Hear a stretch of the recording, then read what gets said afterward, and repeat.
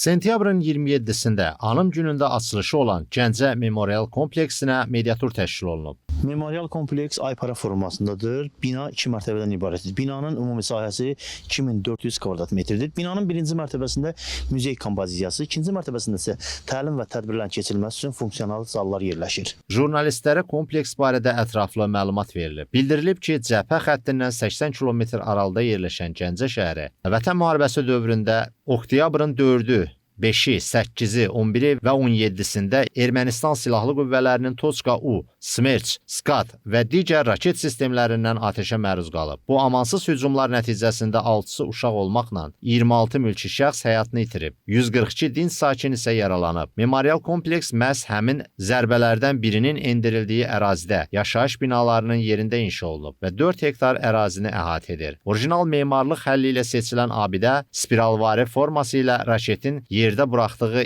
iz, krateri simvolizə edir. Kompleks açıq meydanında isə dağıdılmış binaların qalıqları xüsusi instalyasiya şəklində qorunub saxlanılır. Memorial kompleksinin müzey hissəsindəyik. Hazırda dayandığımız ərazidə erməni terror nəticəsində dağılmış evlərin əşyalarını görmək mümkündür. Ermənistan Silahlı Qüvvələrinin atdığı raket şəhərin Heydər Əliyev prospektində yerləşən yaşayış binasının üzərinə düşdü. Nəticədə 10-a yaxın insan həyatını itirdi, 20-dən artıq insan xəsarət aldı. Qeyd edək ki, Azərbaycan Respublikasının prezidenti İlham Əliyev sentyabrın 27-sində Anım günündə Gəncə Memorial kompleksinin açılışında iştirak edib. Fuad Nazimoğlu, Elşad Cəfər, Layiq Qələndərli, APA TV, Gəncə.